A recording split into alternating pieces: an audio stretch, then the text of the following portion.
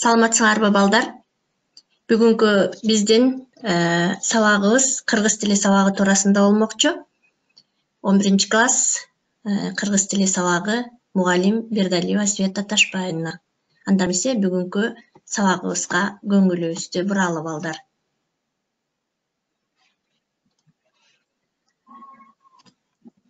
Сабактын темасы үндүү жана үнсүз тыбыштардын алга жана артка карай ээрчип үндөшүүсү жана окшошуп өзгөрүүсү.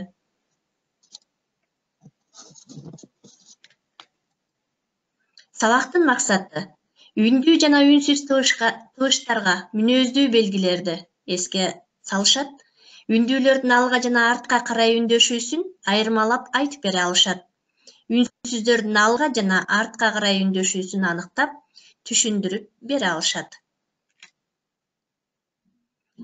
Үндүү тыбыштар, алардын мүнөздүү белгилери. Үндүү тыбыштар акустикалык жагынан шыбышка караганда музыкалык тону басымдуу тыбыштар. Алар муун түзүү касиетине ээ. Үндүү тыбыштарды чыгарганда, артикуляцияланганда, өпкөдөн чыгып келе жаткан аба агымы тыбыш органдарынын тоскоолдугуна учурабай, үн түйүндөрү гана кыймылга келип дирилдейт. Эң биринчи балдар, буга чейин биз жоон үндүүлөр, ичке үндүүлөр кайсылар экенин билебиз балдар. Ошентсе дагы сөздөрдүн кайсы учурунда кандай кездешерин бүгүнкү сабагыбызга көңүл коюп отуралы. Үндүү тыбыштар, алардын ичинен сөздүн башкы муунуна келген үндүүлөр жана сөздүн кийинки муунуна келген үндүүлөрдү карап чыгалы. Мисалы, балапан, жайлоо, сагызган, балмуздак, карышкыр, ары деген сөздөрдү. Мына балдар, бул жерде сөздүн башкы муунунда эң биринчи а тамгасы келип атат. Андан кийин созулма а тамгасы келди. Ал эми сөздүн кийинки муунундагы үндүүлөрдү карасак, дагы эле биринчи а тамгасы, андан кийин тамгасы, о тамгасы, у тамгалары эмне кылды балдар? Кездешти. Мына балдар, булар жоон үндүүлөр. Сөздүн башкы муунундагы, анан сөздүн кийинки муунундагы кездешкен үндүүлөр. Жоон үндүүлөр. Андан кийинки жылкычы. Кана балдар, эң биринчи биз кайсы сөздүн башкы муунундагы кайсы үндү кездешкенин карайлы. Жылкы сөздүн кийинки муунундагыларды карасак, дагы эле биринчисинде экинчисинде а, үчүнчүсүндө о, у деген жоон үндүүлөр эмне кылды балдар? Кездешти. Андан кийин дагы эле ошондой у тамгалары, а, о тамгалары кийинки сүйлөмдөрдө эмне кылды? Кездешти балдар. Ичке үндүүлөр. Ичке үндүүлөр төмөнкү сөздөрдү окуу менен анан ошондон ичке үндүүлөр таап чыгалы. Жигит, жетекчилер, көзөнөк, үлпүлдөк деген сүйлөмдөрдү карасак, эң биринчи и тамгасы, анан тамгасы, анан ү тамгасы, анан тамгасы менен ичке үндүүлөр эмне кылды балдар? Кездешти. Кийинки бүгүн мүчөлөрдөгү өзгөрүш, үндөшүү, күүгүм деген сөздөрдү карасак, эң биринчи ү тамгасы, андан кийин созулма ү тамгасы, андан кийин тамгалары эмне кылды? Кездешти.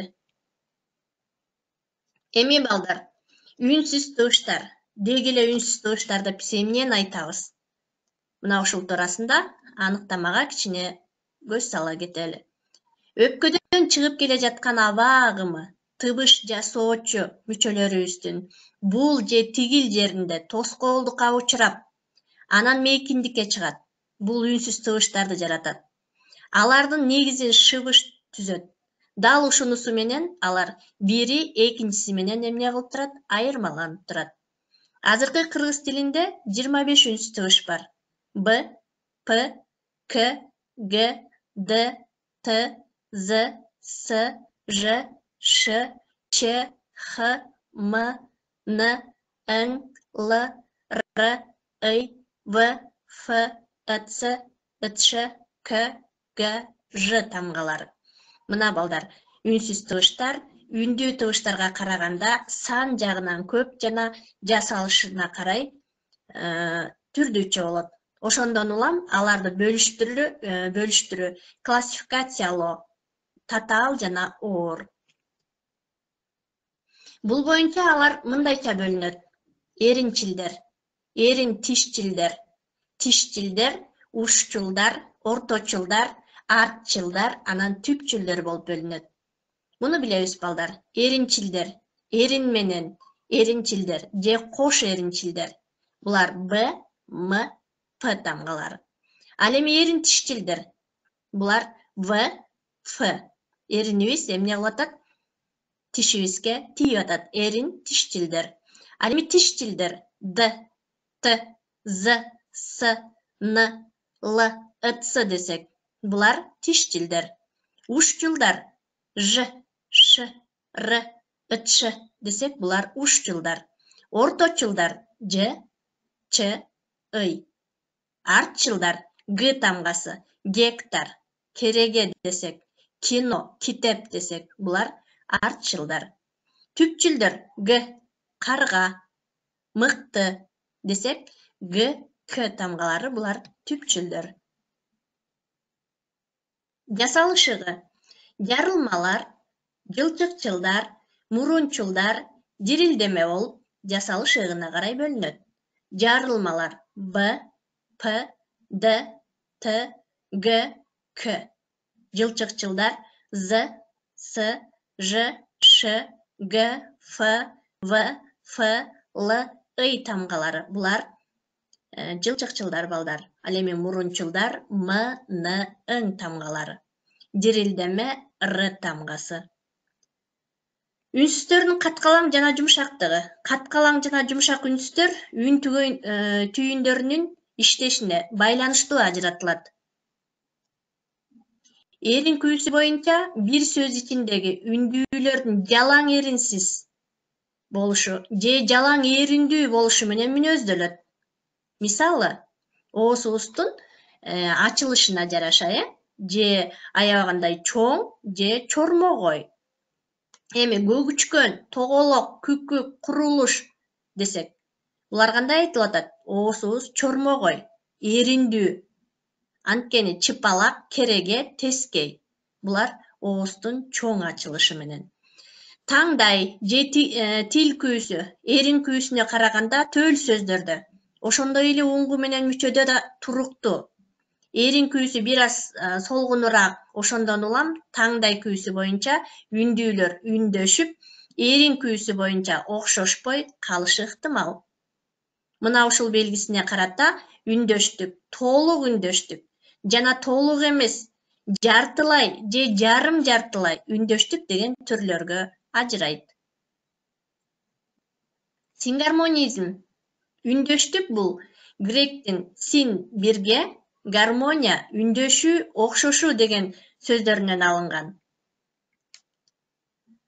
Бул тыбыштардын фонетика, морфологиялык кубулжума татаал, ыраттуу жана системалуу кубулушу.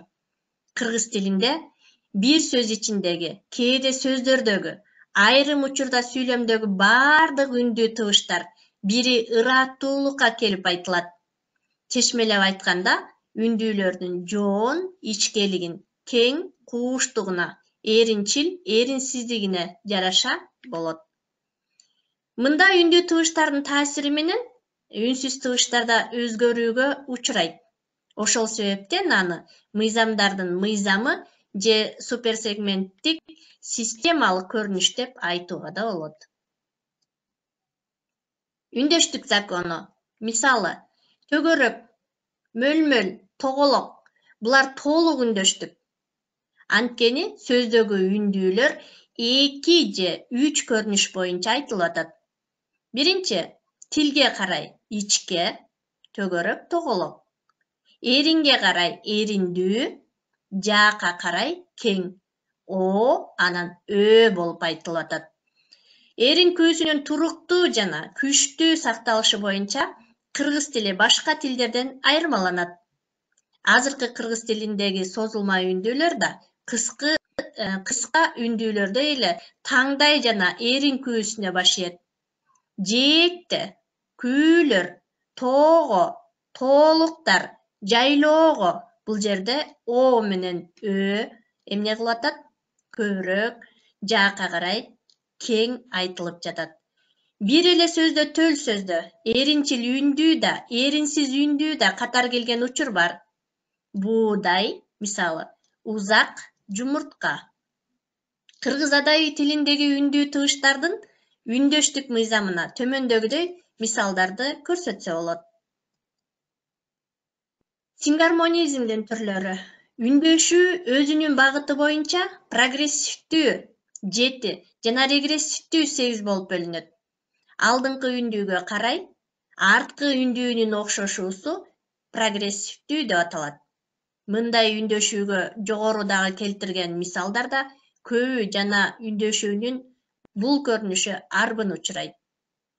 Ал эми регрессивдүү үндөшүү сейрек болот. Жана арткы үндүүлөрдүн алга карай үндөшүүсү айтылат. Мисалы, бир мында арттагы ö тыбыштар өзүнүн мурдагы и тыбышын үй тыбышына үндүү тыбышка эмне кылды? Өтүшүнө эринчил б тыбышы дагы таасир этти. Бүгүн бул жерде үй тыбышынын таасири менен эмне болду? У тыбышы үй тыбышына өтүп кетти. Ассимиляция сөздүн курамындагы айкалышына жана турган үнсүздөрдүн акустикалык жана артикуляциялык жактан бири экинчисине жакындашып, окшошуп айтылышы ассимиляция деп аталат, балдар. Ассимиляция латын сөзүнөн алынган. Ассимилацион окшошуу деп аталат. Кыргыз тилинде окшошуунун үнсүздөрдүн жасалыш ордуна, ыгына, үндүн катышына карай бири экинчисине окшошуп айтылуусунун 5 түрү бар, балдар. Каткалаңдашуу, жумшаруу, эриндешүү, мурундашуу, көмөкөйлөшүү. Каткалаңдашуу каткалаң үнсүздөрдүн таасири менен жанаша турган жумшак үнсүздөрдүн каткалаң тыбыштарга өтүп айтылышы. Тактап айтканда, бул каткалаң к, т, п, ч, с тыбыштардын таасири менен жумшак г, з, д, б, ж тыбыштары каткалаңдашат, өзүнүн түгөйүнө өтөт. Каткалаңдашуунун багытына карай дагы регрессивдүү жана прогрессивдүү деп 2 түргө бөлүнөт. Үнсүз тыбыштар шыбыш менен үндүн катышына карай, жасалуу орду боюнча жасалуу ыгына карай, шыбыш менен үндүн катышына карай алсак, чечмелеп айтканда, шыбыш жасоочу, чыгаруучу тоскоолдуктар тыбыш жасоочу мүчөлөрүбүздүн ар кайсы жеринде булчуңдарыбыздын ар түрдүү абалы жана даражасы менен шартталган. Дал ушул көз караштан алганда үнсүздөр: биринчи каткалаң, экинчи жумшак, үчүнчү уяң. Каткалаң эң күчтүү үнсүздөр, булар п, т, с, ш, ч, к, х, ф, ыч, ыц. Ал эми жумшактар, булар алсыздар.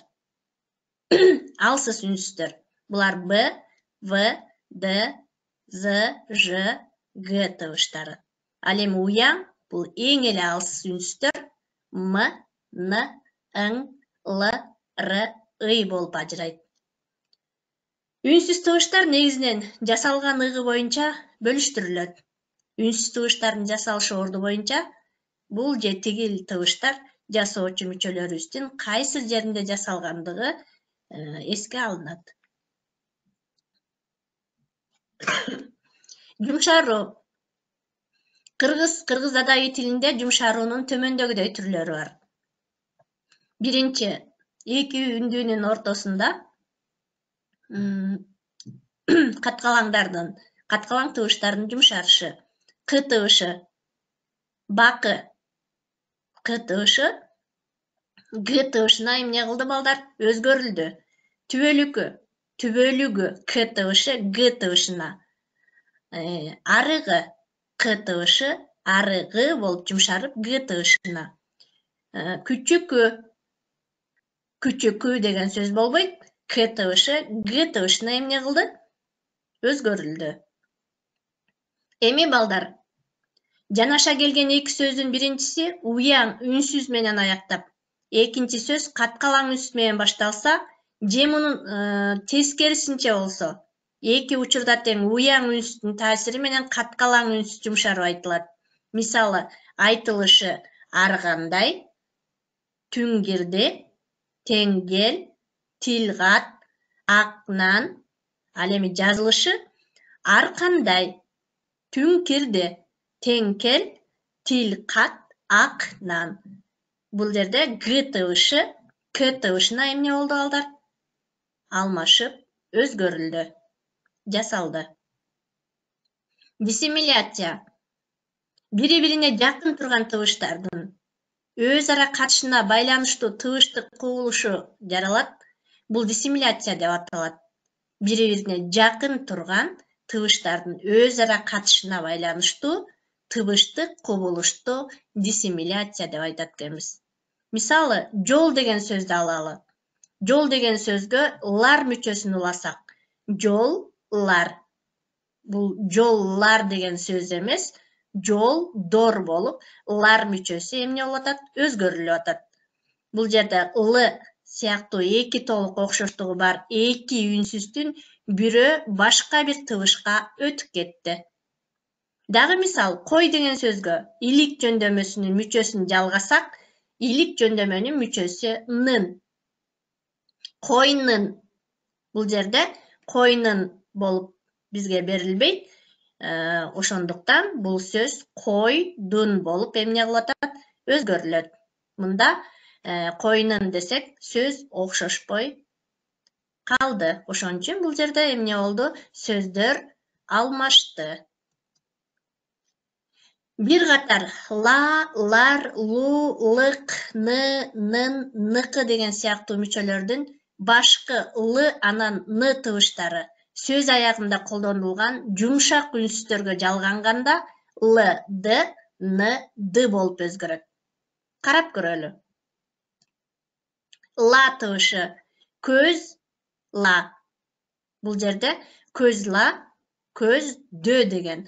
Л тыбышы эмне болду? Д тыбышына өзгөрүлдү. Пулла. Бул жерде пул да. Л тыбышы Д тыбышына. Кийинки сөздү карасак, лар, кызлар. Бул жерде Л тыбышы Д тыбышына өзгөрүп, кыздар, койлор. Уйлар. Бул жерде үйлер, үйлөр. Лу тыбышына келсек, жазлуу, жазду, канлуу, канду, көллүү, көлдүү, акындык, ойдук, берендик болуп эмне кылды? Бул жерде тамгалар, тыбыштар бири-бирине жумшартылып өзгөрүлдү. Анда эмесе балдар, бүгүнкү сабагыбызда үндүү жана үнсүз тыбыштардын алга жана артка карай ээрчишип үндөшүүсү туурасында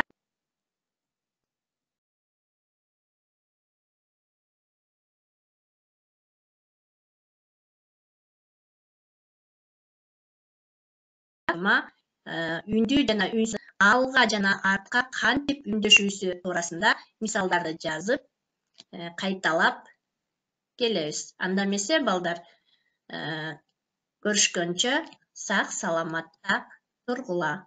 Көңүл бурганыңарга чоң рахмат балдар.